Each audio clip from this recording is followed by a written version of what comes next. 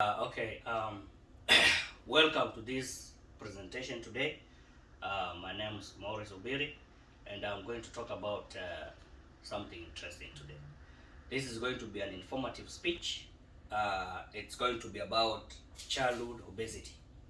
So, technically, we are going to look at factors that results or bring about childhood obesity in the United States of America.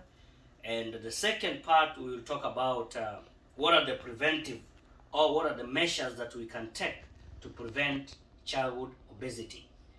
So I will start by asking you a question. At one point in time, you've walked into stores, you've gone to schools, you've gone to cinemas, you've gone to churches, and you've gone to some conferences, and you've seen a lot of people or a few people that you've come across.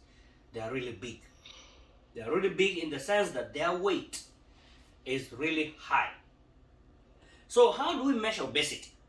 Obesity, remember, is a condition. It's a condition whereby people are overweight. They have a lot of weight in their bodies that they cannot be able to hold. Well, they can do hold it, but it brings a lot of issues with them, health-wise and physical-wise, looking-wise. They have issues with that.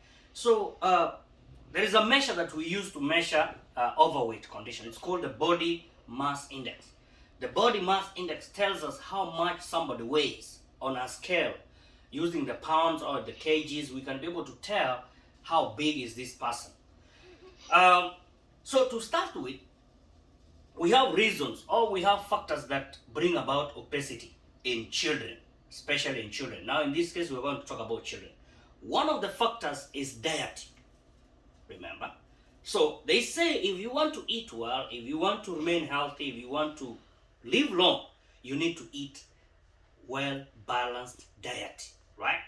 So if you eat food that is rich in cholesterol, okay, rich in calories, rich in sugary foods, all those conditions, they bring about obesity. So you end up having a lot of weight within your body that you cannot be able to hold. So one of the reasons that we have looked at is that. Two, the second reason is medical issue. Some people are born with a medical problem, okay? They just have some underlying conditions medically, and when they end up eating well, whatever, and they become so big, so they gain a lot of weight because of their medical reasons. Another point that I know most of you are aware about is stress. Stress. So you find yourself you eating well, but you have some kind of underlying stress within yourself. Maybe because of family, maybe because you have lost your loved one, maybe because you have not performed well in some event you wanted to perform, you have not gotten your scholarship. So in that kind of stressful conditions, they bring about obesity. And you've seen a lot of people out here. They are really stressed up. When you're really stressed up, you gain a lot of weight, and so forth. So my fourth point is lack of exercise. Lack of exercise. This is really a big concern. I believe most of you know about it. So if you do exercise, what happens is that you increase your body metabolism. So what you eat, your body will be able to digest it fully, and it goes directly into your veins, your capillaries, and you're able to work it out very well. So if you don't do exercise, just imagine you wake up in the morning, right? You eat. All you do is to eat. Eat, sit down and watch your TV. Eat, sit down and watch your TV. So what happens is that at the end of the day, your body will be inactivated. The enzymes in your body, the coordination of your bodies really become inactivated. So you end up doing what? Gaining a lot of weight because you don't do exercise. So exercise is one of the factors that one of the factors that brings about obesity in children, especially in kids in the United States of America. Now, I remember talking about medical issue, but I want to connect this reason why people become obese the genetic factors. Some people inherit some genes. Okay, so in genetics is actually the study of inheritance and variation in people. So what happens is that maybe one person or two people in your lineage, they were obese. Okay, so children end up inheriting their genes, and they are transferred from the parents to the offspring. So at the end of the day, you find that you have the gene for obese. There you go, you become obese automatically. uh, this one happens, for example.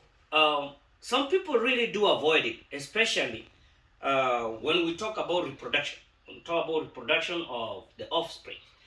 So if for example, you had a lineage whereby you had some genetic concern about obese, and you married to somebody who is also obese.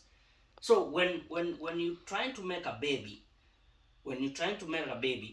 those genes get transferred. If the gene for obese was A, A big, and the other parent has also the gene for obese as A. So what happens when you get an offspring? There are very high chances of you getting an obese child. Okay. Uh, another reason why people become obese, or why children become obese, is the sleep changes. I want to connect this to exercise, right? So sleep is very important. Why is sleep important? Because you allow your body to relax. You allow your body to do its job the way it's supposed to do the job. So if changes of sleep happens in children, for example, normally the children are supposed to sleep between, let's say, 8 to some 12 hours in a day, right? Am I correct?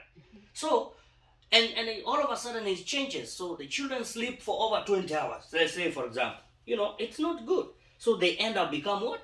Obese, because they are accumulating a lot of fats within their bodies. Environmental factors is another reason. When, for example, people move from another country to another country, they end up becoming what? They end up becoming obese. Now, these factors that I've talked about can be prevented. One way is exercise, go to the hospital, do a lot of diet. You will be able to prevent obesity in your life. I have shown a lot of presentation over here, and risk factors, family factors, and the medical conditions, they all bring about obesity. Thank you for listening to me.